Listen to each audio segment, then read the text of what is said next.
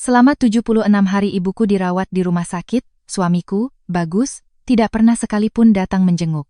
4 bulan kemudian, saat ibu mertuaku jatuh dan tulang pinggulnya retak, dia merampas kartu gajiku dan memaksaku berhenti bekerja untuk merawat ibunya di rumah sakit. Malam itu, ketika napas ibuku tinggal satu-satu, koridor rumah sakit terasa begitu dingin, dan bau disinfektan menusuk hingga menyesakkan tenggorokan. Aku duduk di tepi ranjang, menggenggam tangan ibuku yang kurus dan kering. Monitor detak jantung terus berbunyi bip, pendek, teratur, tetapi sangat lemah. Dokter baru saja memanggilku keluar dan mengatakan bahwa kondisi ibuku memburuk, keluarga harus bersiap untuk kemungkinan terburuk. Aku mengeluarkan ponsel dan menelepon Bagus. Panggilan pertama tidak diangkat, panggilan kedua berdering hampir 1 menit sebelum dimatikan.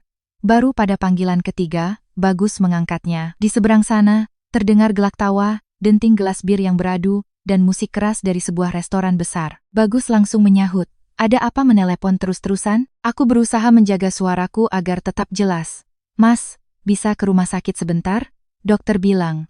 "Mungkin ini malam terakhir ibu." Bagus terdiam beberapa detik, lalu menjawab, "Kamu kan sudah di sana, untuk apa panggil aku lagi?" Aku datang juga tidak akan bisa menyembuhkan. Aku menatap ibuku melalui kaca jendela, terbaring tak bergerak di antara selang-selang infus.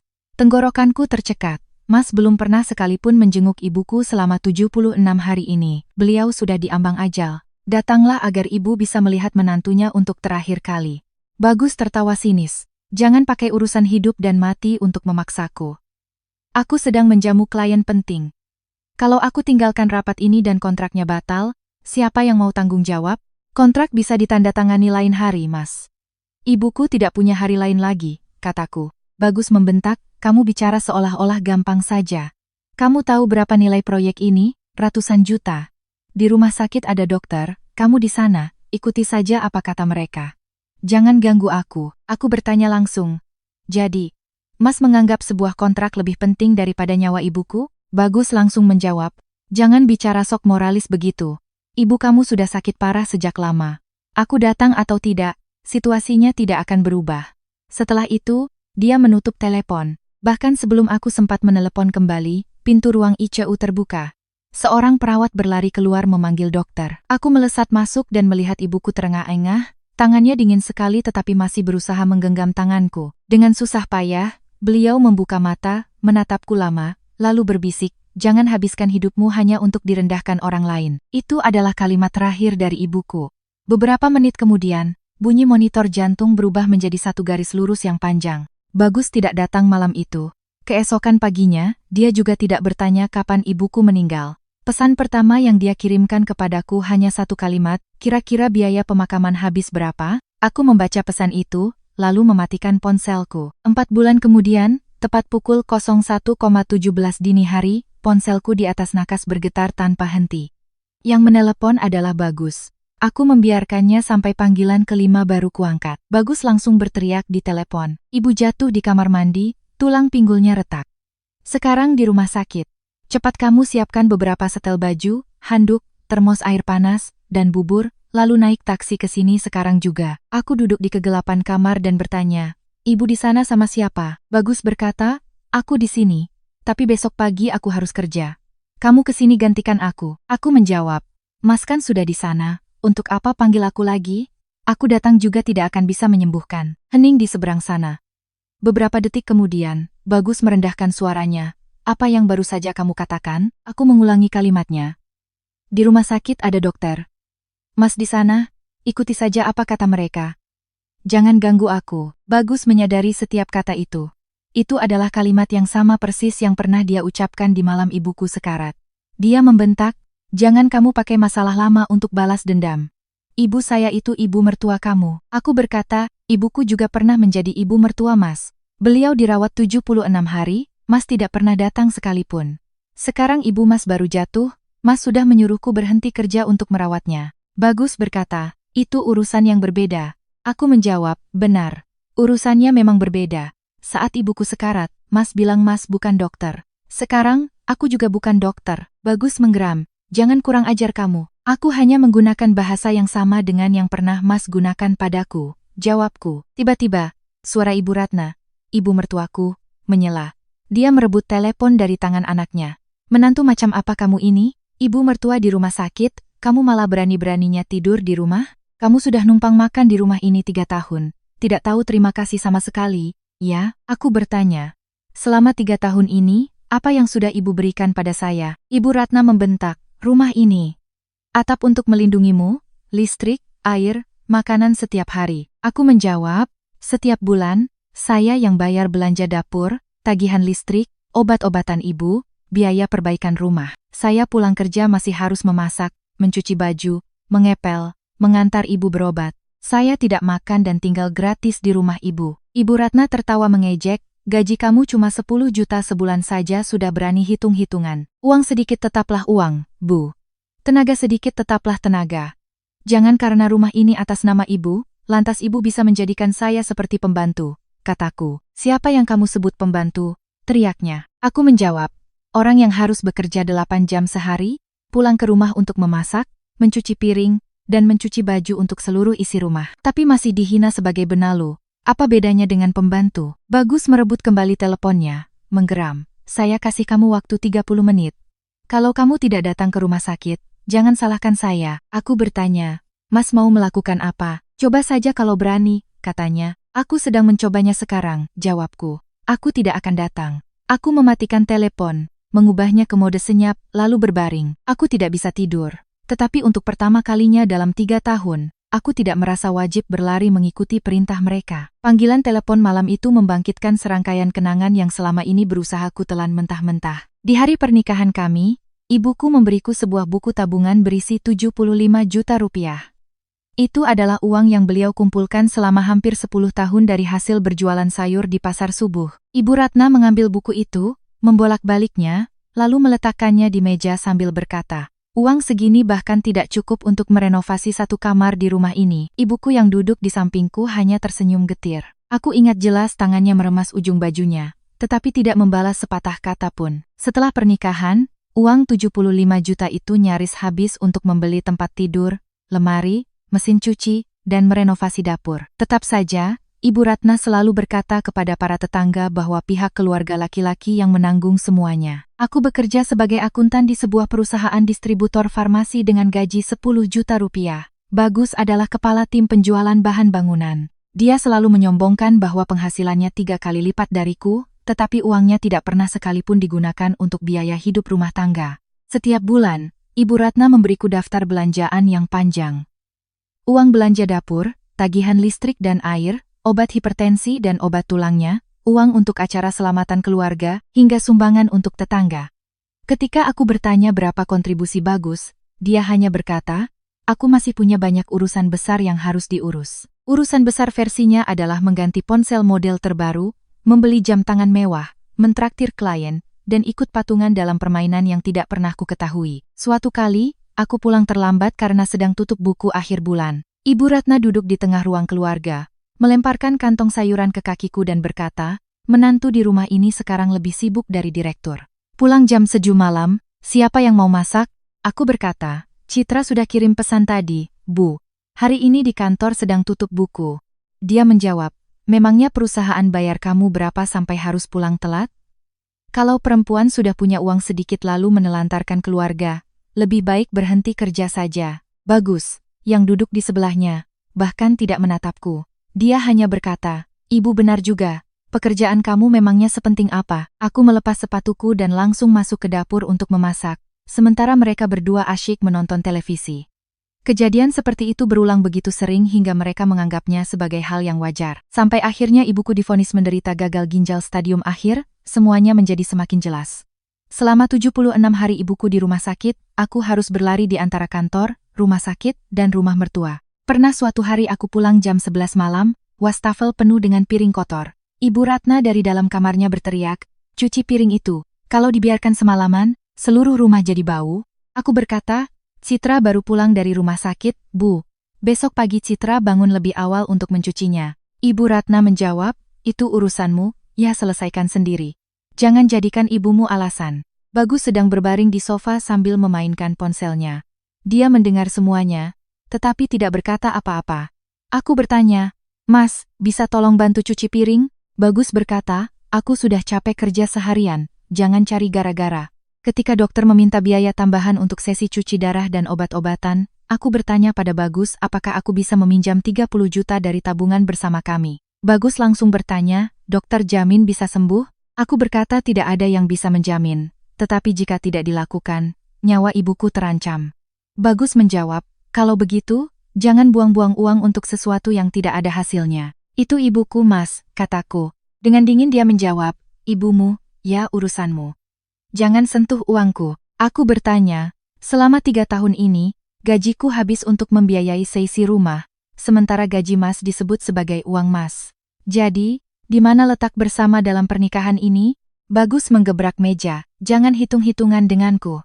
Kamu tinggal di rumah ibuku, memangnya kamu pernah bayar uang sewa? Ibu Ratna keluar dari kamarnya dan menimpali, ibumu sakit itu urusan keluargamu.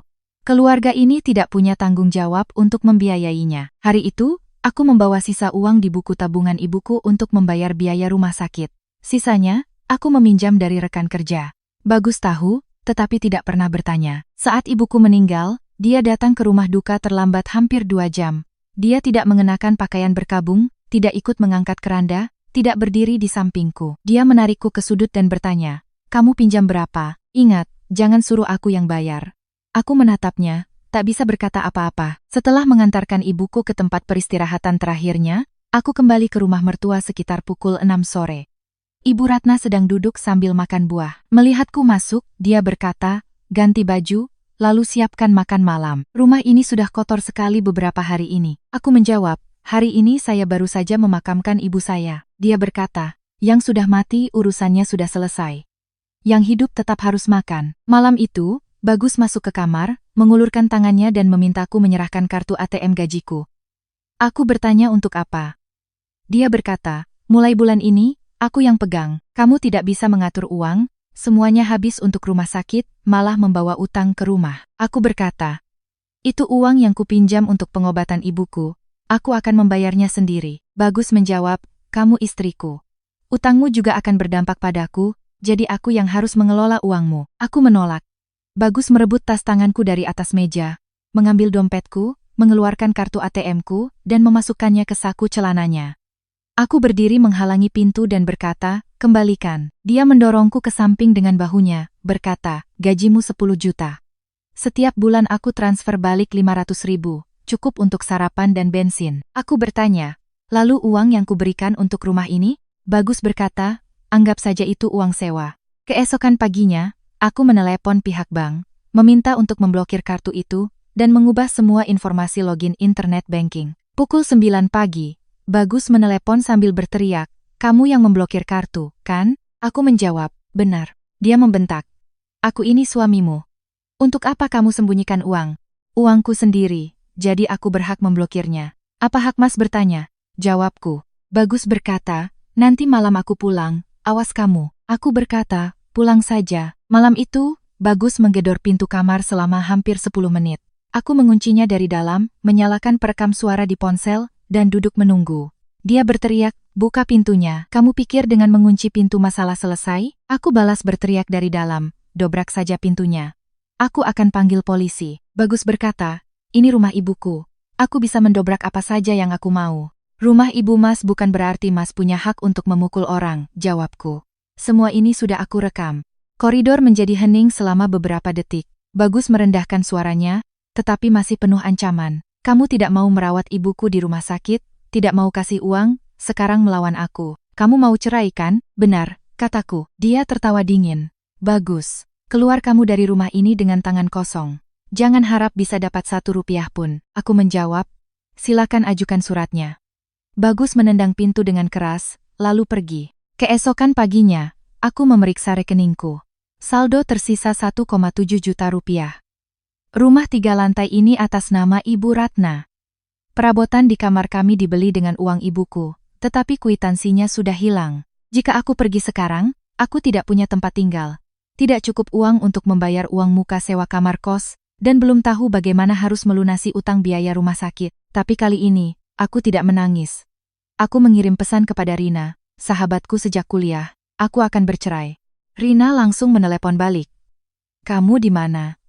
Dia tidak memukulmu, kan? Belum, Tapi dia baru saja mengancam akan mengusirku dengan tangan kosong, kataku. Rina berkata, kalau begitu jangan pergi dulu. Kamu harus tahu aset apa saja yang dia simpan. Aku memandangi pintu kamar yang masih ada bekas tendangan Bagus, lalu menjawab, aku juga berpikir begitu. Sore itu, terjadi hal lain. Pihak rumah sakit meneleponku, mengatakan bahwa keluarga Ibu Ratna belum membayar uang muka perawatan dan nomor telepon yang didaftarkan sebagai kontak darurat adalah nomorku. Aku bertanya mengapa nomorku yang digunakan. Staf rumah sakit mengatakan bahwa formulir pendaftaran diisi oleh Bapak Bagus. Di bagian penanggung jawab perawatan, tertulis namaku. Di bagian surat pernyataan kesanggupan pembayaran, juga tercantum informasi rekening gajiku. Aku meminta mereka memotret dokumen itu dan mengirimkannya melalui email. Ketika aku membuka foto itu, aku melihat tanda tangan di bawahnya bukanlah tanda tanganku. Bagus telah memalsukan tanda tanganku pada surat pernyataan kesanggupan pembayaran biaya perawatan ibunya. Aku langsung menelepon Bagus. Dia mengangkat telepon dengan nada kesal. Ada apa lagi? Mas menggunakan namaku untuk menandatangani surat pernyataan pembayaran biaya rumah sakit ibumu, kataku. Bagus menjawab, kita kan suami istri, siapa saja yang tanda tangan sama saja. Kenapa kamu besar-besarkan masalah? Mas baru saja merampas kartu gajiku, sekarang memalsukan tanda tanganku untuk melimpahkan biaya rumah sakit kepadaku, kataku. Dia membentak, biaya rumah sakit berapa, sih? Ibuku juga ibumu, aku menjawab. Saat ibuku dirawat, Mas bilang ibumu, urusanmu. Sekarang, aku kembalikan kalimat itu padamu. Bagus berteriak, jangan keterlaluan kamu. Yang keterlaluan itu adalah orang yang memalsukan tanda tangan istrinya di surat utang, kataku. Aku sudah meminta pihak rumah sakit untuk membatalkan surat pernyataan itu dan menyimpan salinannya. Kalau Mas melakukannya lagi, aku akan lapor pihak berwajib. Bagus terdiam, lalu menutup telepon. Belum sampai 10 menit, Ibu Ratna menelepon menggunakan nomor asisten rumah tangga. Kamu berniat membiarkan ibu mertuamu dirawat di rumah sakit tanpa membayar? Katanya. Aku menjawab, anak ibu penghasilannya tinggi, biar dia yang bayar. Ibu Ratna berkata, uangnya itu untuk bisnis. Kamu sebagai istri harus tahu caranya ikut menanggung beban. Uangnya untuk bisnis, sedangkan uang saya untuk melayani seluruh rumah. Hebat sekali cara ibu membaginya, balasku. Dia memakiku, menyebutku tidak tahu berterima kasih. Aku berkata, silakan maki terus Bu, panggilan ini sedang saya rekam. Dia langsung mematikan telepon. Kejadian itu membuatku memahami satu hal lagi. Mereka tidak hanya ingin aku merawat di rumah sakit, mereka juga ingin menggunakan nama dan uangku untuk membayar semua tagihan, sementara Bagus tetap menyimpan seluruh penghasilannya untuk dirinya sendiri. Malam itu, aku mengumpulkan semua bukti. Slip gaji, riwayat transaksi rekening, pesan teks saat dia meminta kartu ATM, salinan surat pernyataan dengan tanda tangan palsu, dan tagihan-tagihan rumah sakit ibuku. Aku belum tahu seberapa besar semua ini akan membantuku, tetapi aku tahu aku harus menyimpan setiap lembarannya. Rina mengirimkan alamat sebuah kantor pengacara, dan menyuruhku datang ke sana besok pagi. Aku mematikan ponsel, menurunkan koper tua dari atas lemari, membersihkannya dari debu, dan meletakkannya di samping tempat tidur. Aku belum memasukkan pakaianku, aku juga belum meninggalkan rumah itu. Tetapi untuk pertama kalinya, aku tidak lagi berpikir tentang bagaimana cara mempertahankan keluarga ini. Aku hanya berpikir tentang bagaimana cara mendapatkan kembali apa yang menjadi hakku sebelum aku melangkah pergi. Bagus mengira seorang perempuan dengan sisa uang kurang dari 2 juta di rekeningnya tidak akan berani pergi kemana-mana. Ibu Ratna mengira rumah yang atas namanya itu cukup untuk membuatku tetap menunduk. Mereka berdua tidak tahu. Sejak malam ibuku meninggal, satu-satunya hal yang menahanku di sini bukanlah perasaan, melainkan bukti yang belum kukumpulkan sepenuhnya. Keesokan paginya, sebelum meninggalkan rumah, aku meninggalkan secarik kertas di atas meja makan. Aku tidak menulis surat cerai, aku hanya menulis satu kalimat. Mulai hari ini, uang diurus masing-masing, ibu diurus masing-masing, utang dibayar masing-masing. Bagus pasti membacanya, karena dia menelponku berkali-kali. Aku tidak mengangkatnya. Aku melangkah masuk ke dalam lift gedung kantor pengacara, tanganku menggenggam erat tumpukan kertas di dalam tasku. Aku belum tahu berapa banyak rahasia yang masih tersembunyi dalam pernikahan ini. Aku hanya tahu bahwa uang yang selalu Bagus katakan tidak ada itu pasti tersimpan di suatu tempat. Dan jika dia ingin mengusirku dari rumah ini dengan tangan kosong, pertama-tama dia harus menjelaskan, selama 3 tahun ini, kemana perginya semua uangnya. Keesokan paginya, aku tiba di kantor pengacara pukul 08.00-15. Ruangan kecil itu berada di lantai 2 sebuah ruko tua, dengan pintu kaca buram. Di dalamnya hanya ada satu meja kayu, 2 kursi plastik, dan sebuah lemari arsip yang tingginya hampir menyentuh langit-langit. Rina sudah menunggu di sana. Di sampingnya ada seorang perempuan berusia sekitar 40-an, berambut pendek, berkacamata, dan berbicara dengan lugas dan efisien. Dia memperkenalkan dirinya sebagai pengacara Lina. Aku meletakkan tumpukan dokumen di atas meja, slip gaji, riwayat transaksi, pesan teks dari Bagus, foto surat pernyataan rumah sakit dengan tanda tangan palsu, dan beberapa kwitansi yang masih kusimpan. Ibu Lina memeriksa setiap lembar tanpa basa-basi atau kata-kata penghiburan. Dia langsung berkata, rumah yang Anda tempati saat ini atas nama ibu mertua Anda. Jika tidak ada bukti tertulis bahwa Anda ikut menyumbang uang untuk membeli atau merenovasinya dengan perjanjian yang jelas, Anda hampir tidak punya hak untuk menuntut pembagian rumah tersebut. Aku bertanya, bagaimana dengan gaji saya selama 3 tahun ini yang habis untuk biaya hidup? Ibu Lina menjawab, gaji yang diperoleh selama masa pernikahan pada prinsipnya adalah harta bersama. Tetapi biaya hidup adalah biaya yang sudah habis dipakai. Sangat sulit untuk menuntutnya kembali tanpa bukti yang spesifik. Yang terpenting sekarang adalah mengidentifikasi aset apa saja yang dimiliki suami Anda. Apakah dia punya rekening tabungan, investasi, properti, atau aset lain yang diatasnamakan orang lain? Aku berkata, dia selalu bilang tidak punya uang, gajinya habis untuk keperluan pekerjaan. Ibu Lina menatapku lurus dan berkata, seseorang yang mengontrol uang istrinya tetapi tidak pernah memberitahu di mana uangnya sendiri berada. Biasanya bukan karena tidak punya, tetapi karena tidak ingin memberitahu. Kalimat itu membuat ruangan hening sejenak. Dia bertanya apakah aku bisa mengakses email, ponsel, atau dokumen keuangan Bagus. Aku bilang aku tidak yakin. Dia menjawab, Anda tidak perlu mencuri dokumen aslinya. Tetapi jika Anda bisa mengaksesnya secara sah dalam lingkup kehidupan bersama, sebaiknya simpan salinan dari apapun yang berkaitan dengan aset bersama. Harus hati-hati, jangan memalsukan, jangan mengubah isi, jangan menghapus data. Aku bertanya, bagaimana jika dia sudah memindahkan asetnya ke nama orang lain? Ibu Lina berkata, kita masih bisa meminta verifikasi sumber dana, tetapi semakin lama akan semakin sulit. Jika ada indikasi penyembunyian aset, pengadilan bisa mempertimbangkannya, tetapi kita butuh bukti yang kuat. Keluar dari kantor pengacara, Rina mengajakku ke sebuah warung kopi di ujung jalan. Dia bertanya, jadi, apa rencanamu? Aku belum bisa pergi, kataku. Rina mengangguk. Benar. Kalau kamu angkat koper sekarang, dia hanya perlu mengganti kunci rumah dan bilang kamu pergi atas kemauan sendiri. Aku memandangi lalu lintas di luar dan berkata, aku akan tetap di sini, tapi bukan untuk menderita lagi. Aku akan tetap di sini untuk mencari tahu apa yang dia sembunyikan. Malam itu, Bagus pulang terlambat. Dia tidak menyinggung soal rumah sakit, juga tidak bertanya mengapa aku tidak merawat Ibu Ratna. Dia masuk ke kamar, melepaskan jam tangannya di meja, membuka lemari mengambil pakaian, lalu masuk ke kamar mandi. Laptopnya dibiarkan terbuka di meja kerja, layarnya masih menyala. Aku tidak langsung menyentuhnya. Aku duduk di tempat tidur, berpura-pura melihat ponsel, menunggu sampai suara air dari kamar mandi terdengar stabil, baru aku berdiri. Laptopnya tidak terkunci, kotak masuk emailnya sudah terbuka. Aku mengetik kata kunci rekening koran. Serangkaian email dari bank muncul.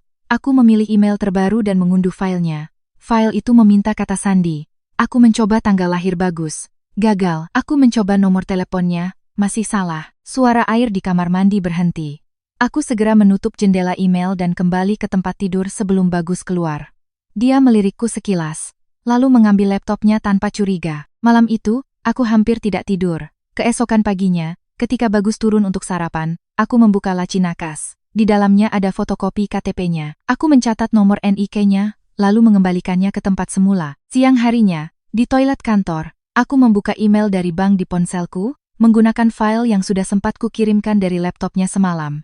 Kata sandinya adalah nomor NIK-nya. Rekening koran itu terbuka. Aku menggulir ke bawah, baris demi baris.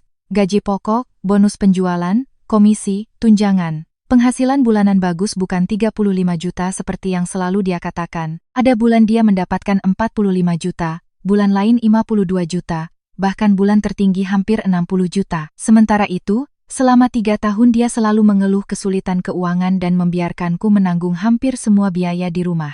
Aku terus memeriksa. Ada banyak transaksi transfer ke sebuah rekening atas nama Agus Santoso, setiap kali antara 60 hingga 180 juta rupiah. Totalnya dalam 8 bulan terakhir mencapai 750 juta. Keterangan transfernya selalu sama. Pembayaran cicilan apartemen. Aku mengambil tangkapan layar semuanya, menyimpannya di folder terpisah, lalu mengirimkannya ke pengacara Lina. Kurang dari 10 menit kemudian, beliau menelepon. Beliau bertanya apakah aku mengenal orang bernama Agus Santoso. Aku bilang itu sahabat dekat Bagus, pernah beberapa kali ke rumah. Ibu Lina berkata, kita perlu identifikasi apartemen yang mana, dibeli kapan, dan sumber dananya dari mana. Aku bertanya, jika apartemennya atas nama Agus, apakah saya masih punya hak?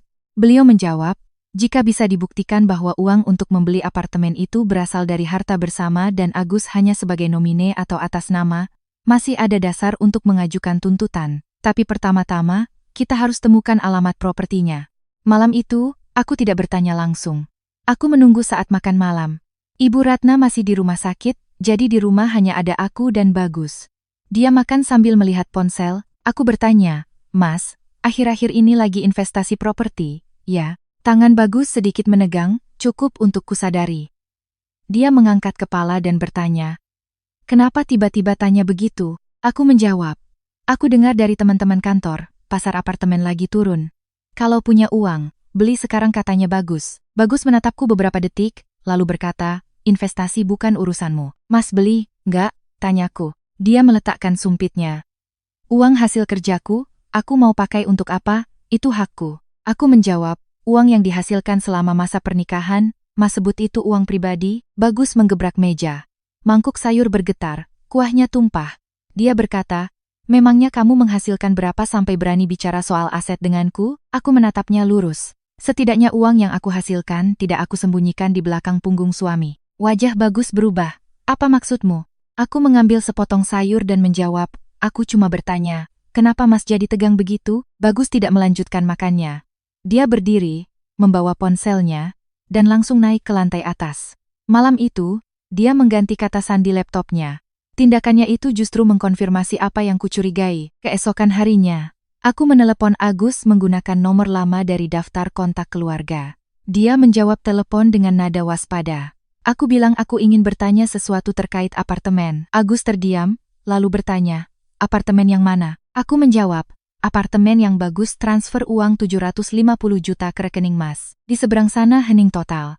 Beberapa detik kemudian, Agus berkata, Mbak salah sambung kali, saya tidak tahu apa-apa soal itu. Aku berkata, rekening korannya ada nama Mas. Keterangannya pembayaran cicilan apartemen. Agus buru-buru bilang sedang sibuk, lalu menutup telepon. Kurang dari 10 menit kemudian, Bagus menelepon. Kamu barusan telepon Agus, kan? Iya kataku. Bagus menggeram, kamu mengutak-atik rekeningku. Aku hanya bertanya tentang aset yang terbentuk selama masa pernikahan, jawabku. Bagus membentak. Itu uang yang aku pinjamkan ke teman. Aku bertanya, meminjamkan uang tapi keterangannya pembayaran apartemen? Aku mau tulis apa itu urusanku? Katanya. Aku menjawab, kalau begitu, tunjukkan surat perjanjian pinjamannya. Bagus terdiam. Aku melanjutkan, kalau itu memang pinjaman, pasti ada suratnya. Kalau tidak ada, aku akan menganggapnya sebagai aset yang Mas sembunyikan. Dia memakiku, menyebutku gila, lalu menutup telepon. Tapi panggilan itu memberiku petunjuk lain. Kepanikan Agus yang begitu cepat berarti apartemen itu benar-benar ada. Aku meminta Rina mencarikan kenalan agen properti untuk memeriksa properti atas nama Agus Santoso. 2 hari kemudian, Rina mengirimkan alamat sebuah unit apartemen di sebuah kompleks hunian baru di kawasan Jakarta Barat. Unit itu dibeli 7 bulan yang lalu, atas nama Agus Santoso. Waktu pembeliannya cocok dengan periode transfer besar yang dilakukan Bagus. Sabtu sore, aku pergi ke sana. Aku tidak langsung naik. Aku duduk di sebuah kafe di seberang lobi, memesan minuman, dan mengamati. Hampir pukul 6 sore, mobil Bagus masuk ke area parkir basement. Dia pernah bilang padaku harus bertemu klien di luar kota. Aku menunggu 10 menit lagi, lalu masuk ke lobi. Petugas keamanan bertanya aku mencari siapa. Aku bilang mencari apartemen Pak Agus. Dia bertanya nomor unitnya. Aku berpura-pura membuka ponsel dan berkata lupa. Hanya ingat kalau temanku itu sering datang bersama Pak Bagus. Petugas keamanan itu menatapku dan berkata, oh, Pak Bagus yang di unit 1802. Beliau sering ke sini. Kalimat itu keluar begitu saja. Tanpa curiga, aku berterima kasih dan berjalan keluar. Aku berdiri di seberang jalan menunggu hampir 2 jam. Pukul 8 lebih, Bagus keluar dari lobi bersama seorang perempuan muda. Perempuan itu mengenakan gaun kerja, rambutnya panjang. Dia memegang kunci mobil tetapi berjalan sangat dekat dengan Bagus. Sebelum turun ke basement, Bagus meletakkan tangannya di punggung perempuan itu. Aku mengambil beberapa foto berturut-turut. Perempuan itu bernama Dewi, seorang staf penjualan di perusahaan yang sama dengan Bagus. Aku pernah melihatnya di foto acara akhir tahun perusahaan. Saat itu aku belum langsung mengambil kesimpulan. Aku kembali lagi pada Minggu pagi. Mobil Bagus masih di basement. Baru sekitar pukul 10 pagi dia pergi. Dewi berdiri di depan lobi, memberikan sebuah kantong berisi makanan kepadanya. Mereka berbicara seperti dua orang yang sudah lama tinggal bersama. Aku tidak mendekat. Aku mencatat waktu, nomor plat mobil, dan mengambil beberapa foto lagi. Malam itu, Bagus pulang ke rumah dan berkata seharian harus survei proyek. Aku bertanya proyek di daerah mana. Dia menjawab, di Bekasi. Aku berkata, dari Bekasi kok lewat apartemen di Jakarta Barat, ya? Bagus berhenti dan menatapku. Aku meletakkan ponsel di meja, membuka foto mobilnya di basement apartemen. Dia mencoba merebut ponselku, tapi aku sudah mengunci layarnya. Kamu mengikutiku, kata Bagus. Mas berbohong duluan, aku hanya memeriksa, jawabku. Dia berkata, apartemen itu milik Agus. Aku hanya mampir untuk urusan bisnis. Aku bertanya, urusan bisnis dari Sabtu malam sampai Minggu jam 10 pagi? Wajahnya menggelap. Bagus berkata, jangan berasumsi yang tidak-tidak. Kalau begitu, panggil Agus ke sini untuk menjelaskan, jawabku. Dia membentak, kamu tidak punya hak menyeret temanku ke dalam urusan rumah tangga kita. Kalau apartemennya atas nama teman Mas, tapi uangnya dari harta bersama kita, dia sudah masuk ke dalam urusan rumah tangga kita sejak menerima transfer pertama, kataku. Bagus mendekat, berbicara pelan, tetapi penuh ancaman. Kalau kamu berhenti di sini, kamu masih bisa menjaga sedikit harga dirimu. Aku menatapnya lurus. Orang yang selingkuh yang perlu menjaga harga diri, bukan orang yang dibohongi. Dia mengangkat tangannya seolah ingin menamparku, tetapi kemudian menurunkannya lagi. Aku menyalakan ponselku, pukul saja, aku sedang merekam. Bagus berbalik dan pergi ke kamarnya. Malam itu, aku mendengar dia menelepon seseorang di balkon. Suaranya sangat pelan, tapi aku masih bisa menangkap beberapa kalimat. Dia berkata kepada seseorang, untuk sementara jangan ke apartemen dulu. Citra sudah mulai curiga. Keesokan paginya, aku memeriksa tablet tua yang jarang dipakai Bagus. Perangkat itu masih login ke aplikasi pesan instan. Aku mengetik nama Dewi. Percakapan mereka muncul, berlangsung selama berbulan-bulan. Bagus memanggilnya sayang. Dewi bertanya kapan dia akan bercerai. Bagus menjawab, tunggu kondisi ibu stabil dulu, nanti Mas akan urus perceraian dengan Citra.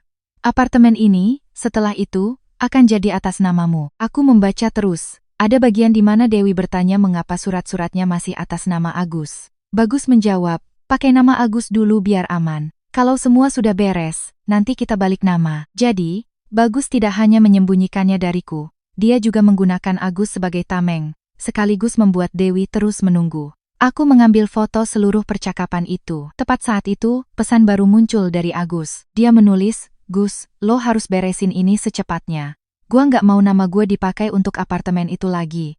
Istri gue mulai curiga. Bagus menjawab, tenang saja. Surat utang sudah gue siapkan. Kalau ada apa-apa, bilang saja gue pinjam uang dari lo, terus minta tolong lo yang belikan. Aku berhenti di kalimat itu. Surat utang. Artinya, mereka sudah menyiapkan jalan keluar. Aku mencari di galeri foto tablet itu. Ada sebuah foto surat perjanjian utang antara Bagus dan Agus, tertanggal hampir setahun yang lalu. Tetapi properti file foto itu menunjukkan bahwa foto itu baru dibuat 3 hari yang lalu. Setelah melihatnya, pengacara Lina langsung berkata, ini ada indikasi legalisasi transaksi setelah ketahuan. Simpan file aslinya, informasi waktu pembuatan file, dan seluruh percakapan yang relevan. Beliau menasihatiku untuk tidak lagi berkonfrontasi, sebelum semua bukti tersimpan dengan aman. Aku menuruti sarannya. Aku mulai mempersiapkan jalan keluarku.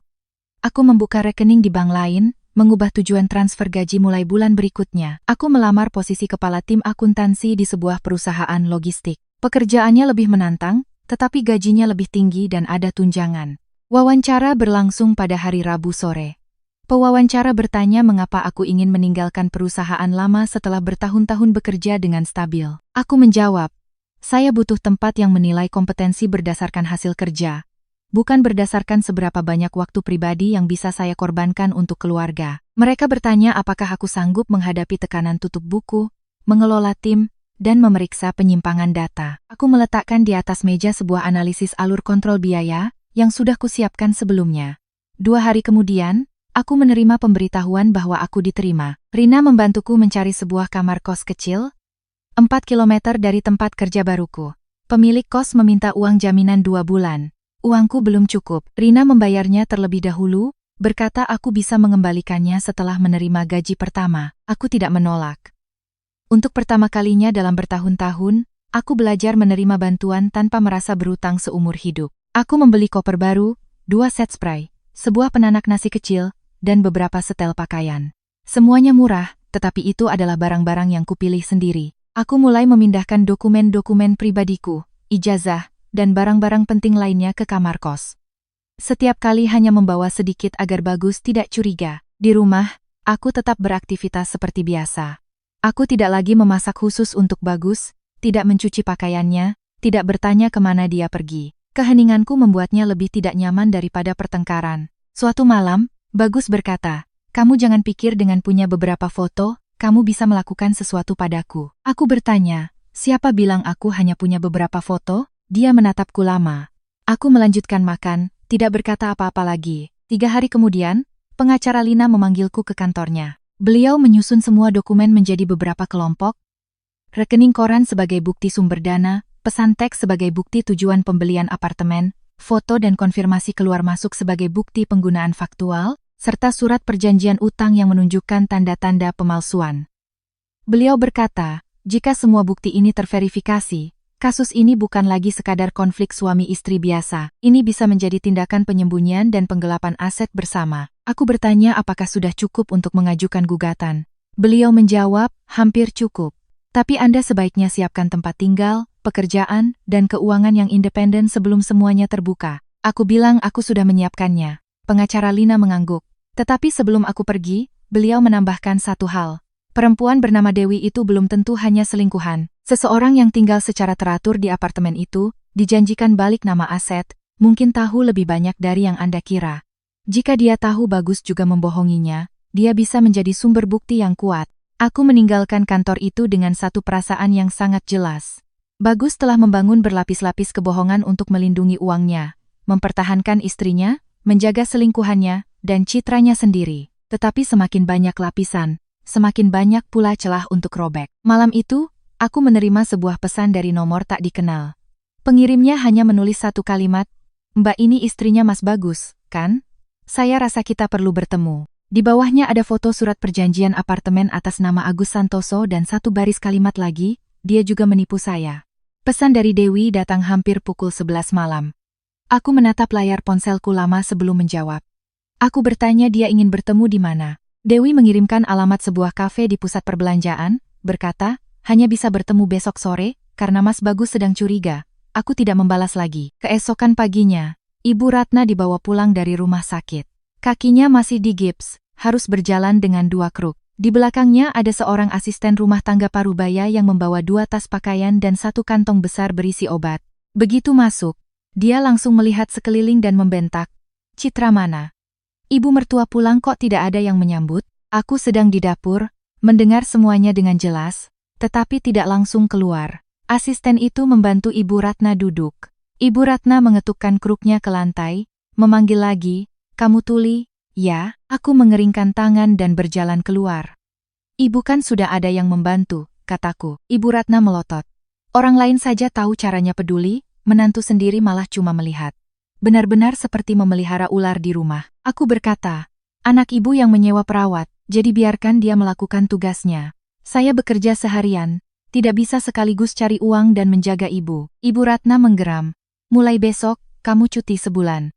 Di rumah urus saya tidak akan cuti," jawabku. "Apa katamu?" tanyanya. Saya ulangi, "Saya tidak akan cuti," kataku. Ibu Ratna tertawa sinis. Ibu mertua kakinya patah. Menantunya masih lebih mementingkan pekerjaan. Rumah ini benar-benar salah mengambil menantu yang tidak tahu sopan santun. Aku menarik kursi dan duduk di hadapannya. Waktu ibu saya dirawat, ibu bilang kalau orang sudah sakit lama, keluarga harus tahu diri. Sekarang saya hanya melakukan apa yang pernah ibu ajarkan. Ibu Ratna menggebrak sandaran kursi. "Memangnya ibumu sama dengan aku?" Aku menatapnya lurus. "Bedanya di mana?" "Aku ini ibu mertuamu, orang di dalam rumah ini," katanya. Aku menjawab.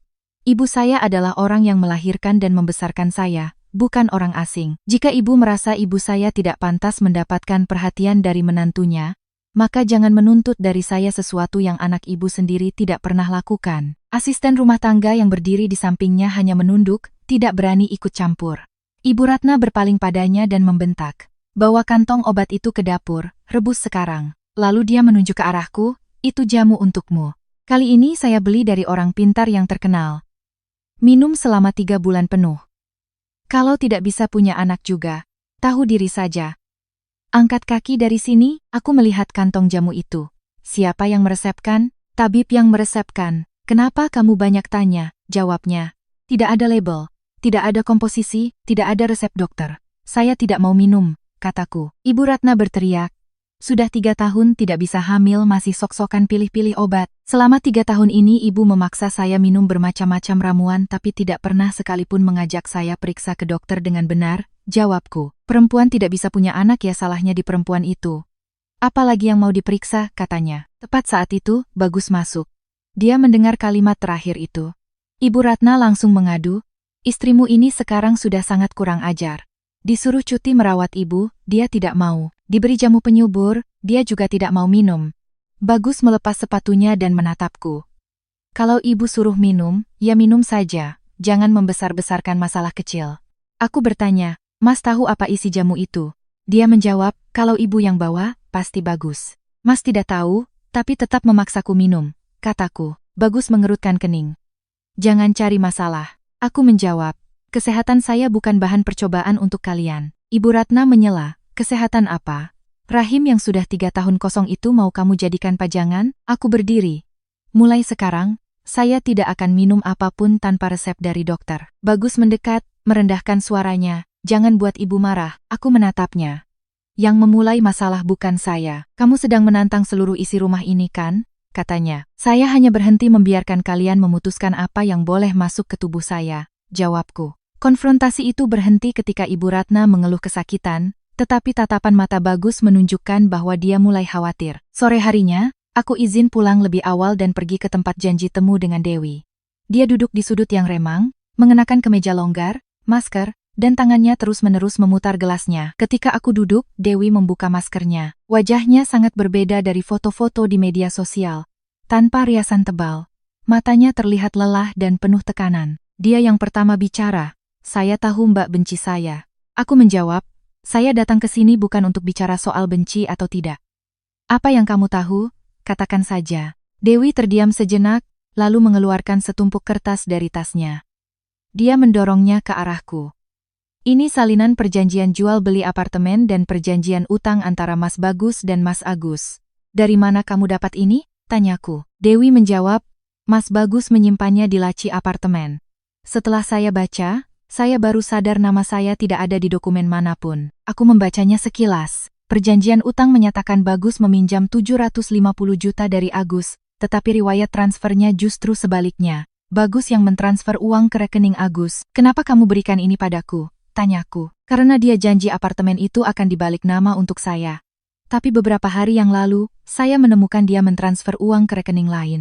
Waktu saya tanya, dia bilang saya tidak boleh ikut campur, kata Dewi. Aku menjawab, itu saja tidak cukup untuk membuatmu datang menemuiku. Dewi menunduk dan berbisik, ada satu hal lagi. Saya punya anak dari Mas Bagus. Aku tidak berkata apa-apa. Dia membuka ponselnya, menunjukkan foto seorang anak laki-laki berusia sekitar 4 tahun, lalu menunjukkan salinan akta kelahiran. Di bagian nama ayah, tertulis lengkap nama Bagus. Aku membaca tanggal lahir anak itu. Dia lahir hampir setahun sebelum aku dan Bagus menikah. Jadi, kamu sudah tahu dia punya istri tapi tetap melanjutkan hubungan? Tanyaku. Dewi menjawab, waktu kami kenalan, dia bilang sedang dalam proses cerai dengan Mbak.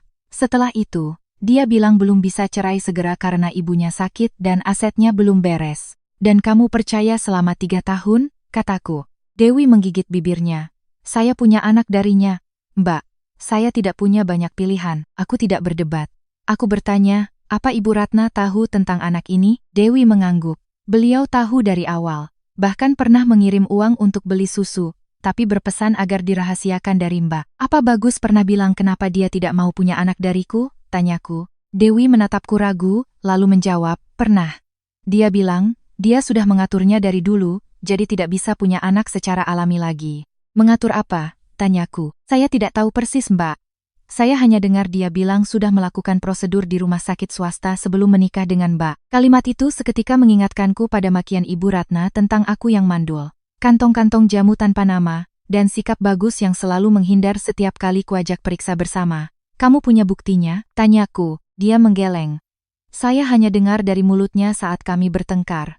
Tapi mungkin berkasnya masih ada di rumah. Sebelum pergi, Dewi menambahkan, dia tidak hanya menipu Mbak. Dia juga menipu saya soal jumlah uang yang sebenarnya dia miliki, dan menggunakan anak saya untuk menahan saya. Saya tidak akan membelanya lagi. Aku menjawab, saya tidak butuh kamu memihak saya. Jika nanti harus berurusan dengan pengadilan, kamu hanya perlu mengatakan kebenaran yang kamu tahu. Sesampainya di rumah, aku tidak bertanya apa-apa pada Bagus. Aku menunggu sampai dia pergi keluar, lalu mulai memeriksa tempat-tempat yang jarang diperhatikan. Laci meja, tumpukan dokumen lama, kotak obat, dasar lemari pakaian. Hampir 1 jam kemudian, aku menemukan sebuah amplop dari rumah sakit swasta yang terselip di dalam map asuransi. Di luarnya tertulis nama Bagus dan tanggal pemeriksaan, sekitar 11 bulan sebelum tanggal pernikahan kami. Di dalamnya ada ringkasan prosedur vasektomi, lengkap dengan tanda tangan Bagus dan stempel rumah sakit. Aku membacanya 3 kali untuk memastikan aku tidak salah lihat. Dia tidak mandul. Dia sengaja melakukan prosedur itu sebelum menikahiku. Aku memotret setiap halamannya, dan langsung mengirimkannya ke pengacara Lina. Beliau menelepon balik, bertanya apakah aku memegang dokumen aslinya. Aku bilang iya. Beliau berpesan untuk membiarkannya di tempat semula, hanya menyimpan salinannya, dan jangan sampai Bagus tahu. Aku bertanya apa arti dokumen ini. Beliau menjawab, secara pembagian aset, ini tidak berdampak langsung. Tetapi jika bisa dibuktikan bahwa mereka sengaja menyembunyikan fakta ini lalu menyalahkan Anda, ini menunjukkan adanya proses manipulasi dan penghinaan yang berlangsung lama. Yang lebih penting, ini bisa berkaitan dengan tindakan mereka yang sengaja mengontrol keputusan reproduksi Anda. Aku duduk di lantai kamar, menatap map itu sejenak, lalu menyimpannya kembali seperti semula. Aku belum berhenti di situ. Tablet tua itu masih login ke akun pesan instan Bagus. Aku mencari dengan kata kunci rumah sakit. Hasilnya adalah percakapan antara Bagus dan Ibu Ratna lebih dari 3 tahun yang lalu. Pesan pertama dari Bagus, sudah beres Bu, kata dokter harus istirahat beberapa hari. Ibu Ratna menjawab, berarti sudah pasti tidak akan punya anak lagi, kan? Bagus menulis, hampir pasti. Kalau nanti mau punya lagi, harus operasi penyambungan, tapi tingkat keberhasilannya tidak tinggi. Ibu Ratna menjawab, baguslah. Yang penting sekarang aset harus diamankan untuk si kecil. Si Citra itu dinikahi hanya supaya ada yang mengurus rumah dan merawat ibu. Aku menggulir ke bawah. Kalimat berikutnya lebih mengerikan. Bagus bertanya, kalau dia tanya soal anak bagaimana? Ibu Ratna menjawab, salahkan saja dia. Perempuan kalau tidak punya anak pasti akan merasa bersalah. Nanti disuruh apa saja pasti nurut. Bagus mengirim pesan lagi. Tapi kalau dipaksa minum jamu terus, apa dia tidak akan curiga? Ibu Ratna menjawab, dia itu orang desa, takut dicerai, tidak akan berani curiga. Nanti ibu bilang saja rahimnya dingin, suruh minum jamu. Kalau nanti kalian cerai, kesalahannya bisa dilimpahkan ke dia karena tidak bisa memberi keturunan. Aku memotret seluruh percakapan itu. Tanganku tidak gemetar. Kata-kata itu tidak lagi mengejutkanku seperti layaknya seseorang yang baru dikhianati. Ini hanya mengkonfirmasi apa yang sudah mulai kulihat dengan jelas. Pernikahan ini, dari awal, bukanlah sebuah rumah. Ini adalah sebuah skenario. Mereka butuh seorang perempuan yang bekerja, punya penghasilan, bisa merawat orang tua, penurut, dan tidak punya dukungan keluarga yang kuat. Dan aku memenuhi semua kriteria itu. Sore harinya, Ibu Ratna menyuruh asisten rumah tangga membawakan jamu. Dia duduk di tengah ruang keluarga, memaksaku meminum mangkuk pertama di hadapannya. Aku meletakkan mangkuk itu di meja. Ibu tahu kan kalau Bagus sudah melakukan vasektomi sebelum menikah dengan saya? Ruangan itu sunyi senyap. Asisten rumah tangga melirik ke arah Ibu Ratna. Wajah Ibu Ratna berubah pucat, lalu membentak, kamu bicara ngawur apa? Aku mengeluarkan ponsel, membuka foto berkas medis dan meletakkannya di hadapannya. Nama rumah sakit, tanggal prosedur, tanda tangan, semuanya ada di sini. Ibu mau memaksa saya minum jamu sampai kapan? Ibu Ratna mencoba merebut ponselku. Aku menariknya kembali. Jangan sentuh. Kamu menggeledah barang-barang suamimu, bentaknya. Ibu belum menjawab pertanyaan saya. Ibu tahu atau tidak? Ibu Ratna berkata, laki-laki kadang harus melakukan sesuatu karena keadaan. Kalau kamu tidak mengerti, jangan ikut campur. Jadi ibu tahu, kataku. Kalau aku tahu, memangnya kenapa? Jawabnya. Aku menyalakan perekam suara di depannya. Ibu tahu, anak ibu sudah steril tapi tetap memaksa saya minum jamu, tetap menghina saya mandul. Ibu Ratna melihat ponsel itu dan langsung terdiam. Aku melanjutkan, ibu melakukan ini agar saya merasa bersalah dan terus memberikan uang untuk melayani keluarga ini, kan? Dia menggeram, aku tidak bilang apa-apa. Ibu baru saja bilang ibu tahu, jawabku. Wajah ibu Ratna memerah karena marah. Kalau kamu tahu diri, masalah ini tidak akan jadi sebesar ini. Aku bertanya. Tahu diri itu artinya diam saja dibohongi oleh kalian berdua selama 3 tahun? Ibu Ratna berkata, kamu bisa tinggal di rumah ini, jadi istrinya Bagus. Apalagi yang kamu mau? Saya mau kebenaran, jawabku. Dia tertawa dingin. Kebenaran adalah kamu tidak ada apa-apanya dibandingkan ibu dan anak itu. Kalimat itu keluar begitu cepat. Begitu selesai bicara, dia seperti sadar telah salah bicara. Aku menatapnya lurus. Anak yang mana? Dia membuang muka. Aku melanjutkan. Anaknya Dewi dan Bagus kan? Akta kelahirannya sudah saya lihat.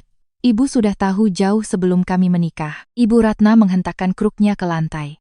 Diam kamu, dia cucu kandungku, pewaris keluarga ini.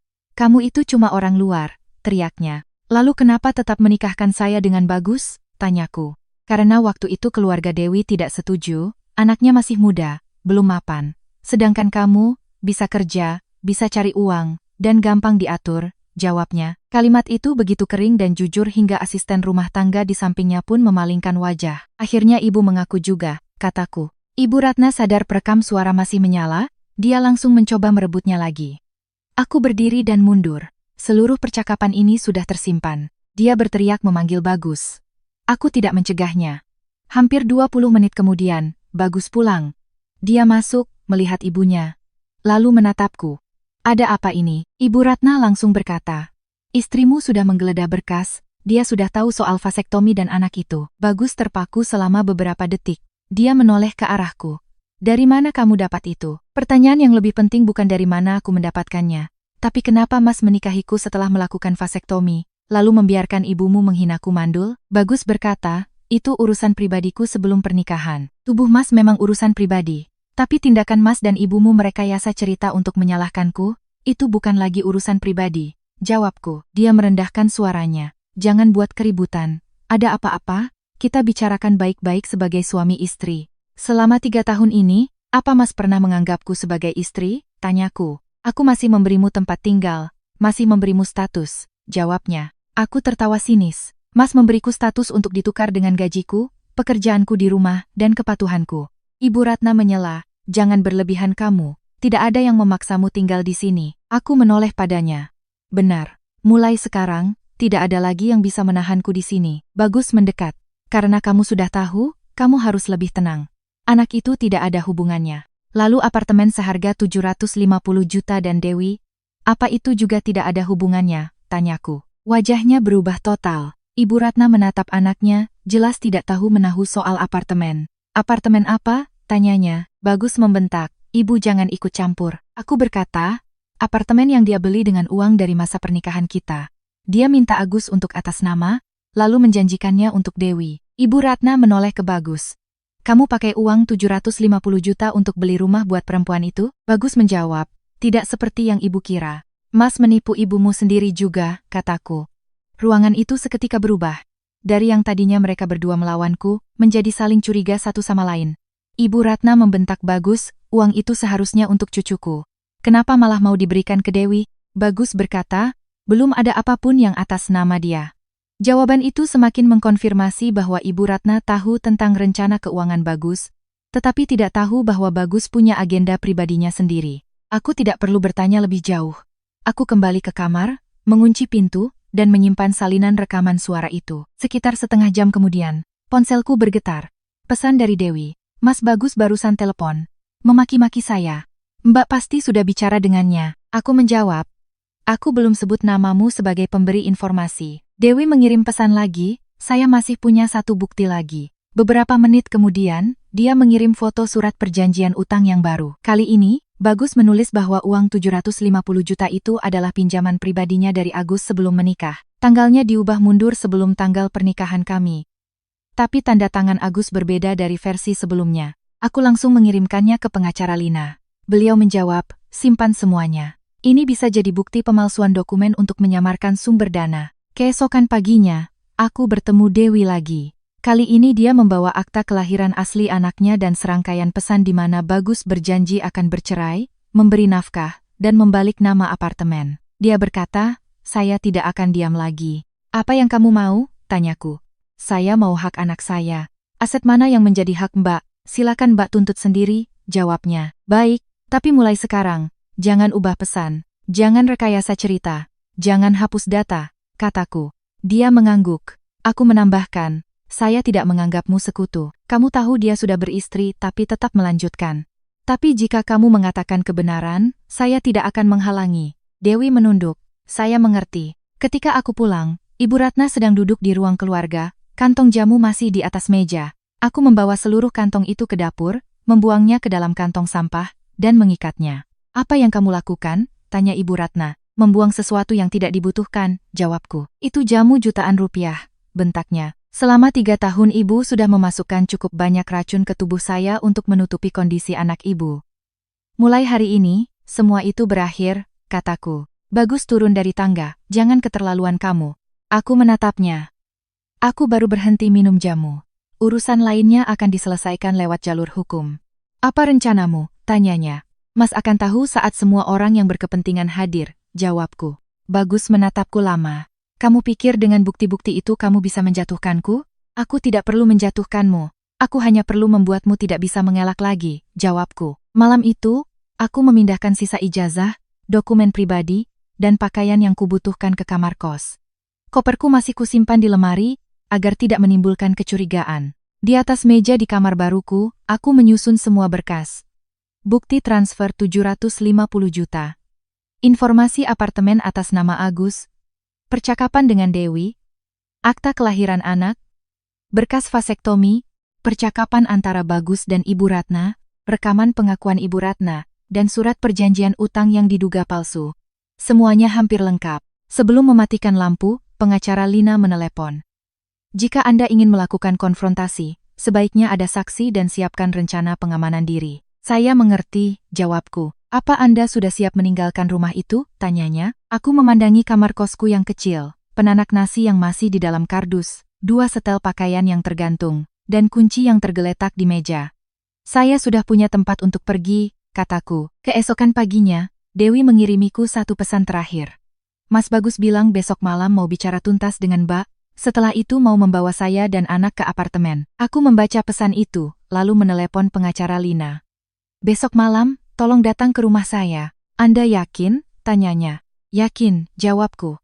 Aku tidak mau pergi diam-diam dan membiarkan mereka terus bercerita kepada semua orang bahwa aku mandul, mata duitan, lalu kabur dari rumah. Aku akan membiarkan mereka mengatakannya sendiri di depan orang-orang yang perlu mendengarnya.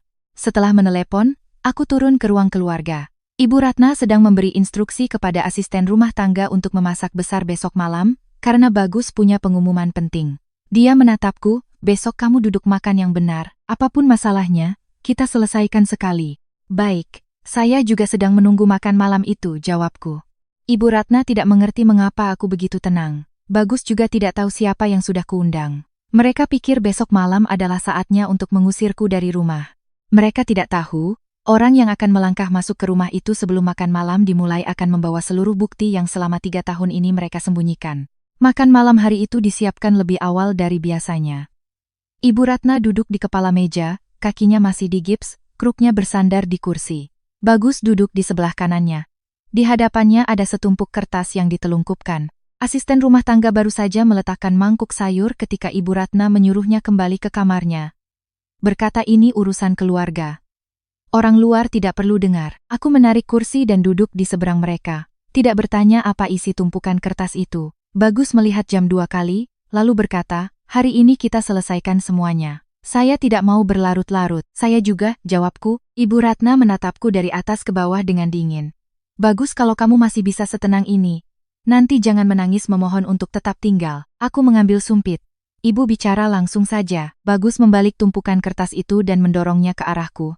Itu adalah surat gugatan cerai yang sudah disiapkan. Bagian informasiku masih kosong. Di bagian tuntutan harta, hanya tertulis satu kalimat, Kedua belah pihak sepakat untuk tidak saling menuntut. Dia berkata, "Tanda tangani ini.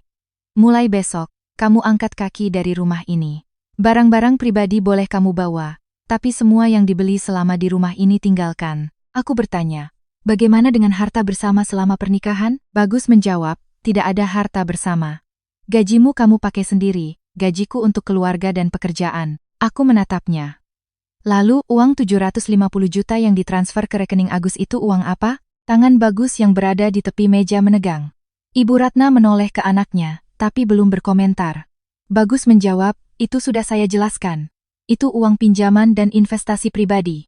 "Pinjaman dari siapa?" tanyaku. "Dari Agus," katanya. Aku meletakkan sumpitku. "Mas mentransfer uang ke Agus, tapi bilang itu uang pinjaman dari Agus?" Bagus mengerutkan kening. "Transaksi bisnis itu rumit. Kamu tidak mengerti, jadi jangan berasumsi." Aku mengeluarkan tas dokumenku dari bawah kursi, mengambil tumpukan rekening koran pertama, dan mendorongnya ke hadapannya. Ini adalah riwayat transfer dari rekening Mas ke rekening Agus. Total 750 juta dalam 8 bulan. Keterangannya pembayaran cicilan apartemen. Kalau ini uang pinjaman, seharusnya Agus yang transfer ke Mas, bukan sebaliknya. Bagus tidak melihat kertas itu. Itu hanya cara penulisan keterangan agar mudah diingat. Aku mengeluarkan salinan surat perjanjian utang dan meletakkannya di samping rekening koran.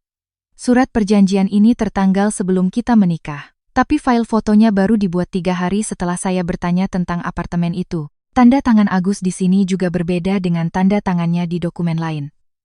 "Mas mau menggunakan selembar kertas palsu untuk mengubah harta bersama menjadi utang pribadi?" Ibu Ratna menoleh tajam ke anaknya. "Kamu buat surat apa sampai dia bisa pegang begini?" Bagus membentak, "Ibu diam saja biar saya yang bicara."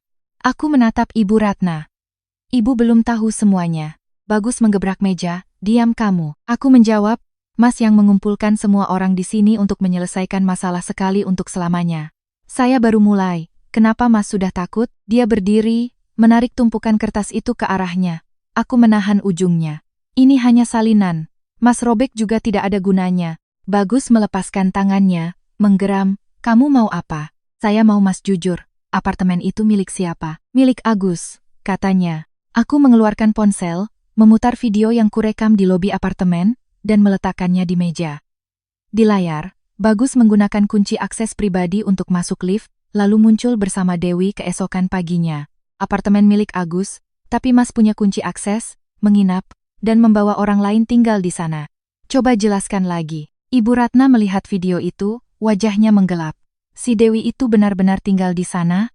Bagus berkata, "Hanya menumpang beberapa hari." Aku membuka tangkapan layar percakapan berikutnya, membaca setiap kalimat dengan jelas. "Tunggu kondisi ibu stabil dulu, nanti Mas akan urus perceraian dengan Citra. Apartemen ini, setelah itu, akan jadi atas namamu." Aku meletakkan layar ponsel di hadapan Ibu Ratna. Beliau menatapnya sejenak, lalu menoleh ke Bagus. "Kamu benar-benar janji mau balik nama rumah itu untuk dia?" Bagus menjawab, "Itu cuma pesan saat sedang emosi, tidak ada artinya. Satu pesan mungkin bisa diingkari. Tapi ratusan pesan selama berbulan-bulan lebih sulit," kataku. Dia memanggil Dewi sayang, janji cerai, janji balik nama apartemen, janji nafkah. Bagus menoleh padaku. "Kamu mengambil data dari ponselku. Itu pelanggaran privasi. Tindakan Mas menggunakan harta bersama untuk membeli rumah lalu menyuruh orang lain atas nama? Itu bukan lagi privasi," jawabku. "Tindakan Mas membuat surat utang palsu juga bukan privasi. Mas bisa jelaskan itu nanti kepada pengacara." Tepat saat itu, bel pintu berbunyi. Ibu Ratna menatapku. "Siapa yang datang jam segini?" Aku berdiri. Orang yang seharusnya hadir. Bagus berjalan cepat ke depan, tapi aku sudah membuka pintu. Pengacara Lina berdiri di luar, membawa map dokumen. Di sampingnya ada Dewi. Di belakang Dewi, ada seorang pria parubaya yang belum pernah kulihat. Begitu melihat mereka, Bagus membentak, "Siapa yang mengizinkan kalian datang ke sini?" Pengacara Lina berkata dengan tenang, "Ibu Citra mengundang saya sebagai pendamping hukum dan saksi untuk pertemuan malam ini." Pria di belakang memperkenalkan diri sebagai kakak Dewi, datang untuk memastikan adiknya aman. Dewi tidak menatap Bagus, hanya masuk dan duduk di kursi kosong dekat pintu. Ibu Ratna berdiri dengan bantuan kruknya. "Perempuan tidak tahu malu, berani kamu datang ke sini?" Dewi menjawab, "Saya datang karena Mas Bagus bilang malam ini akan menyelesaikan semuanya." Bagus menunjuk ke pintu. "Pergi kamu sekarang." Dewi meletakkan setumpuk kertas di meja. "Saya bisa pergi, Tapi sebelum pergi, jawab dulu, apa apartemen itu benar-benar akan Mas berikan untuk saya dan anak saya? Itu kita bicarakan nanti, kata Bagus. Nanti kapan? 4 tahun lagi? Atau sampai Mas memindahkan semua uang ke rekening lain? Tanya Dewi. Ibu Ratna menoleh. Pindah uang apa lagi? Dewi mengeluarkan ponselnya, menunjukkan serangkaian bukti transfer. 2 bulan terakhir, Mas Bagus sudah mentransfer hampir 300 juta ke rekening atas nama Lestari. Dia bilang ke saya itu uang simpanan untuk anak, tapi setelah saya cek, orang ini adalah sepupu Mas Bagus. Bagus membentak, kamu memata-matai rekeningku. Dewi menjawab, Mas meninggalkan laptop terbuka di apartemen yang Mas bilang adalah rumah saya. Aku menatap Bagus. Mas menyembunyikan uang dariku, lalu menyembunyikannya lagi dari dia. Bagus tidak menjawab. Pengacara Lina membuka mapnya. Saat ini ada 3 kelompok bukti yang perlu diklarifikasi. Sumber dana pembelian apartemen, transaksi pengalihan aset ke nomine, dan dokumen-dokumen yang diduga dibuat belakangan untuk melegalkan dana tersebut. Jika para pihak tidak bisa mencapai kesepakatan damai, semua ini akan kami ajukan untuk diverifikasi dalam proses perceraian. Bagus tertawa sinis. Pengacara hanya bisa menakut-nakuti orang yang tidak tahu hukum. Apartemen itu atas nama Agus, tidak ada hubungannya dengan istri saya. Sebuah suara terdengar dari ponsel pengacara Lina, yang ternyata sedang dalam panggilan dengan speaker aktif. Orang di seberang berkata, saya Agus. Saya mengkonfirmasi bahwa apartemen itu memang atas nama saya, tapi uangnya dari Bagus. Saya hanya dipinjam nama, tidak keluar uang sepeser pun. Bagus melesat maju, mencoba merebut ponsel itu, tapi kakak Dewi menghalanginya. Pengacara Lina mundur. Percakapan ini sedang direkam. Agus melanjutkan, saya tidak mau terlibat dalam urusan keluarga kalian lagi. Bagus bilang saya cukup atas nama saja, nanti kalau dijual dapat komisi. Beberapa hari lalu Bagus menyodorkan surat perjanjian utang dengan tanggal mundur untuk saya tanda tangani, tapi saya tidak mau. Tanda tangan di surat yang kalian pegang itu bukan tanda tangan saya. Ibu Ratna terduduk lemas di kursinya. Dia menatap Bagus. Kenapa kamu bilang ke ibu uang itu untuk cucu ibu? Bagus berteriak. Semuanya diam. Aku menatap Ibu Ratna. Ternyata ibu juga tahu soal uang ini. Aku hanya tahu uang itu untuk cucuku. Aku tidak tahu dia pakai untuk beli rumah buat si Dewi, jawabnya. Dewi menoleh. Tante tahu tentang saya dan anak saya dari awal, tapi sekarang tante bicara seolah saya orang asing. Ibu Ratna menghentakkan kruknya. Kamu memang orang luar. Kalau bukan karena anak itu, kamu pikir kamu siapa? Dewi tertawa sinis. Lalu, Mbak Citra ini siapa di mata tante? Ibu Ratna tidak menjawab. Aku yang menjawab untuknya. Saya adalah orang yang bekerja, memberikan gaji, mengurus rumah, merawat ibu, tapi tidak punya hak untuk tahu bahwa suami saya punya anak haram, punya apartemen rahasia, dan rencana tersembunyi. Bagus menunjukku. Jangan kamu posisikan dirimu sebagai korban.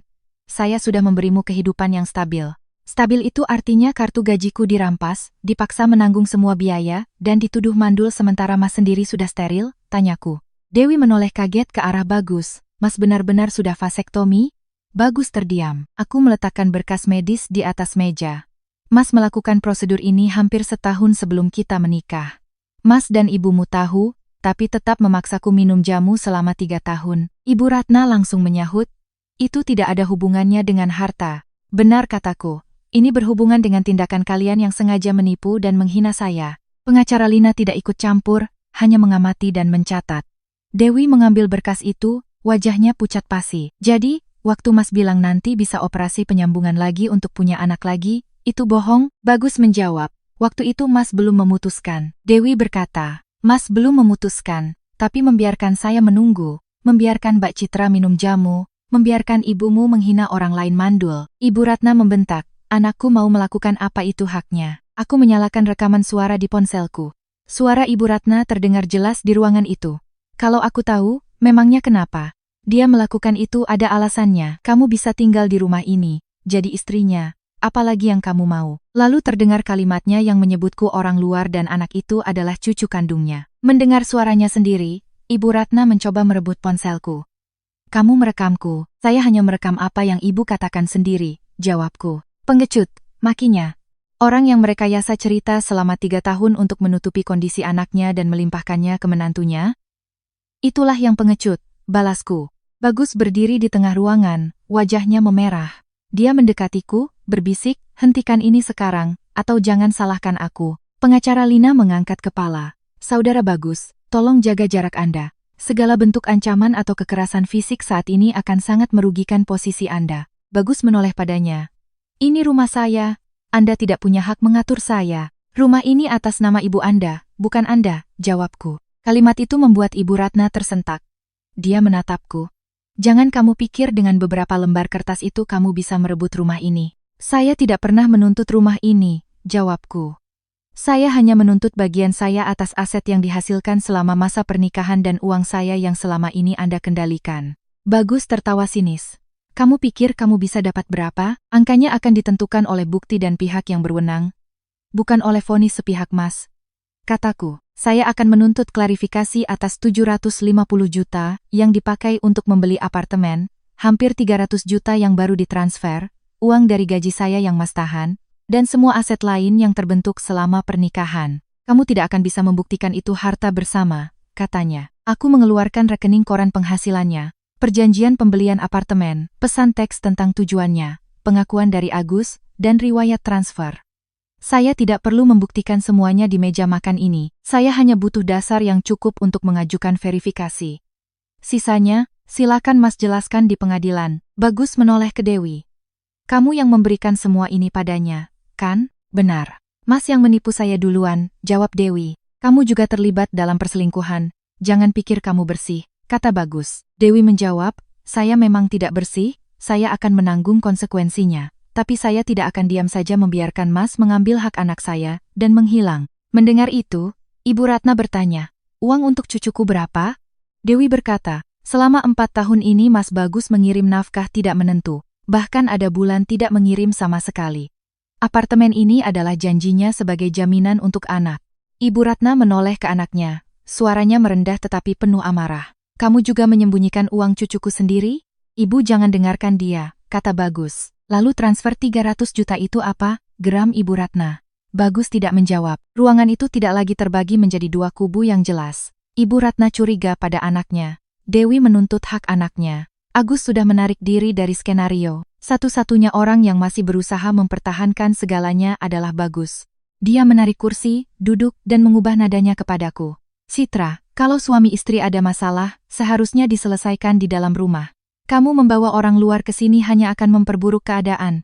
Waktu Mas membeli rumah diam-diam, punya anak haram, membuat surat utang palsu, dan memaksaku menyerahkan kartu gaji, apa Mas berpikir kita ini suami istri? Tanyaku. Aku memang salah. Tapi aku tidak pernah menelantarkanmu, katanya. Mas tidak menelantarkanku karena Mas butuh aku untuk mengurus rumah ini. Itu bukan cinta, jawabku. Kamu mau berapa untuk mengakhiri ini semua? Tanyanya. Aku tidak menjual keheninganku, jawabku. Aku mengeluarkan surat gugatan ceraiku sendiri, yang sudah kutandatangani, dan meletakkannya di atas surat yang dia siapkan. Saya setuju bercerai, tapi tidak dengan versi yang Mas tulis. Aset akan didaftarkan dan diverifikasi. Apartemen akan diajukan untuk dibekukan statusnya jika memenuhi syarat. Transaksi-transaksi mencurigakan akan diklarifikasi. Uang gaji yang Mas tahan dan dana yang Mas gunakan secara sepihak juga harus dihitung. Kamu mau membuat ini berjalan berapa lama? Tanya Bagus. Sampai angka yang benar ditemukan, jawabku. Ibu Ratna berkata, kamu melakukan ini hanya untuk balas dendam. Aku menoleh padanya. Kalau saya mau balas dendam, saya sudah sebarkan semua ini ke kantornya sejak lama. Saya memilih jalur hukum karena saya hanya ingin mengambil apa yang menjadi hak saya. Lalu bagaimana dengan nama baikku? Tanya Bagus. Nama baik tidak hancur karena orang lain mengatakan kebenaran. Nama baik hancur sejak Mas melakukan semua ini, jawabku. Dia terdiam. Aku meletakkan kunci rumah di atas meja. Ibu Ratna melihatnya. Kamu mau pergi sekarang? Benar, kataku. Dia tertawa sinis. Pergi sana, dan jangan kembali mengemis. Saya sudah punya tempat tinggal dan pekerjaan baru. Jawabku. Bagus menatapku, untuk pertama kalinya menunjukkan keterkejutan yang tulus. Sejak kapan kamu pindah kerja? Sudah cukup lama untuk tidak lagi bergantung padamu, kataku. Kamu mempersiapkan semua ini diam-diam, katanya. Karena setiap kali saya bicara baik-baik, Mas selalu menggunakan ancaman untuk menghentikannya. Saya hanya belajar melakukan sesuatu tanpa butuh izin darimu, jawabku. Aku berdiri, masuk ke kamar untuk mengambil koper yang sudah kusiapkan. Saat aku menyeret koper menuruni tangga, Ibu Ratna masih duduk diam. Dewi menyingkir. Bagus mengikutiku sampai ke pintu. Kalau kamu melangkah keluar, jangan harap bisa kembali. Aku berhenti di ambang pintu, berbalik menatapnya. Aku sudah bersiap untuk tidak pernah kembali. Kamu pikir hidup sendiri di luar sana gampang? Tanyanya. Sesulit apapun. Masih lebih baik daripada hidup di sini tapi tidak dianggap sebagai manusia, jawabku. Kamu akan menyesal, katanya. Satu-satunya penyesalanku adalah bertahan terlalu lama, balasku. Aku menyeret koperku keluar rumah. Gang di luar tidak hujan, juga tidak ada pemandangan dramatis. Hanya ada suara roda koper di aspal dan suara pintu gerbang besi yang ditutup di belakangku. Rina sudah menungguku di ujung gang dengan motornya. Dia tidak bertanya bagaimana kejadian di dalam, hanya mengikatkan koperku di jok belakang dan memberikan kunci kamar kos. Di perjalanan, ponselku bergetar terus-menerus. Bagus menelepon, Ibu Ratna menelepon, nomor tak dikenal juga menelepon. Aku mematikan ponsel. Setibanya di kamar kos, aku membuka pintu, menyalakan lampu. Ruangan itu jauh lebih kecil dari kamar tidurku yang lama. Hanya ada kasur single, meja plastik, dan jendela yang menghadap atap tetangga. Aku meletakkan map dokumen di meja, menggantung 2 setel pakaian, lalu mencolokkan penanak nasi. Makan malam pertamaku hanya nasi putih, telur rebus, dan semangkuk sayur yang kubeli di warteg. Tidak ada yang mengkritik masakanku, tidak ada yang bertanya berapa uang yang kuhabiskan, tidak ada yang memerintah besok harus bangun jam berapa. Hampir pukul 11 malam, pengacara Lina mengirim pesan, mengatakan bahwa Agus sudah mengirimkan surat pernyataan tertulis mengenai statusnya sebagai nomine. Beliau juga sudah menyimpan semua bukti yang diberikan Dewi. Besok pagi, mereka bisa memulai proses hukum yang diperlukan. Aku menjawab baik, lalu meletakkan ponsel. Belum sampai 5 menit, Bagus mengirim pesan. Coba kamu pikirkan lagi, masalah aset bisa kita negosiasikan. Aku membacanya, tapi tidak menjawab. Satu pesan lagi masuk, ibu menangis. Apa kamu tega melakukan ini? Aku menghapus notifikasinya. Selama 3 tahun, setiap kali aku menangis, mereka selalu bilang jangan mengganggu. Sekarang, tangisan Ibu Ratna tidak bisa mengubah apa yang sudah terjadi. 2 hari kemudian, Bagus mencariku di kantor lama, tapi baru tahu aku sudah pindah. Dia kemudian datang ke alamat kosku yang tertera di data kependudukan. Pemilik kos menelepon, memberitahu ada seorang pria di depan. Aku bilang jangan dibukakan pintu. Bagus berdiri di luar hampir 1 jam. Awalnya dia ingin bicara, kemudian beralih menyalahkan, dan akhirnya mengancam jika aku tidak menarik tuntutan verifikasi apartemen, dia akan memberitahu semua orang bahwa aku bersekongkol dengan selingkuhan untuk merebut hartanya. Aku menyalakan perekam suara dari dalam dan berbicara melalui pintu. Silakan bicara. Setiap pernyataan palsu, Mas yang akan menanggung akibatnya. Bagus terdiam sejenak, lalu bertanya, apa kamu benar-benar sudah tidak punya perasaan lagi? Ini sudah tidak ada hubungannya dengan perasaan, jawabku. Aku bisa meninggalkan Dewi, katanya. Mas masih berpikir masalahnya adalah memilih antara 2 perempuan. Masalahnya adalah, Mas sudah menipu kami berdua, menyembunyikan aset, memalsukan dokumen, dan menggunakan ibumu untuk memaksaku hidup sesuai keinginanmu, jawabku. Semua orang pernah berbuat salah, katanya. Sekali itu kesalahan. 3 tahun dengan perencanaan, itu adalah pilihan, jawabku. Bagus tidak berkata apa-apa lagi. Suara langkah kakinya menjauh. Aku tidak membuka pintu untuk melihatnya pergi. Minggu-minggu berikutnya, segalanya tidak berakhir dengan cepat. Aset belum langsung dibagi, apartemen belum langsung dibalik nama. Bagus masih memberikan berbagai macam penjelasan. Kadang bilang itu uang pribadinya, kadang bilang itu investasi bersama Agus, kadang bilang Dewi hanya menumpang. Tetapi setiap penjelasan baru selalu bertentangan dengan bukti yang sudah ada. Dewi memberikan bukti tambahan tentang nafkah anak. Agus mengkonfirmasi riwayat transfer dan perannya sebagai nomine. Pihak bank menyimpan semua catatan transaksi. Ibu Ratna tidak lagi menelepon untuk memakiku, tetapi mengirim pesan lewat kenalan bahwa aku telah menghancurkan keluarganya. Aku hanya menjawab 1 kalimat. Keluarga tidak hancur karena orang yang pergi, tetapi karena orang yang menggunakan kebohongan untuk mempertahankannya. Saat menerima gaji pertama di kantor baru, aku langsung mentransfer uang jaminan kos kepada Rina. Sisanya kugunakan untuk mencicil utang biaya rumah sakit ibuku. Jumlahnya tidak besar, tapi untuk pertama kalinya setelah bertahun-tahun, aku tahu persis kemana perginya setiap rupiah yang kuhasilkan. Malam itu, aku membuka jendela, membiarkan angin malam masuk ke kamar kecilku. Di atas meja, tumpukan berkas itu masih ada. Proses perceraian belum mencapai putusan akhir. Aku juga belum tahu berapa banyak yang akan kudapatkan kembali. Tetapi, kartu gajiku tidak lagi ditahan. Aku tidak lagi dipaksa meminum jamu yang tak berarti. Aku tidak lagi disebut benalu yang menumpang hidup. Aku telah melangkah keluar dengan kakiku sendiri. Bukan karena ada yang menyelamatkanku, juga bukan karena aku telah memenangkan segalanya. Aku melangkah keluar karena akhirnya aku mengerti. Kebebasan tidak dimulai pada hari pengadilan mengetuk palu. Kebebasan dimulai pada saat seseorang berani berhenti meminta izin dari orang lain untuk menjalani hidupnya sendiri. Ada pernikahan yang hancur bukan karena satu pengkhianatan, melainkan karena membusuk oleh kebohongan, kontrol, dan penghinaan selama bertahun-tahun. Kemenangan Citra bukanlah tentang berapa banyak uang yang dia dapatkan kembali, tetapi karena dia berani menyimpan bukti, merebut kembali hak untuk memutuskan, dan melangkah pergi dengan kakinya sendiri.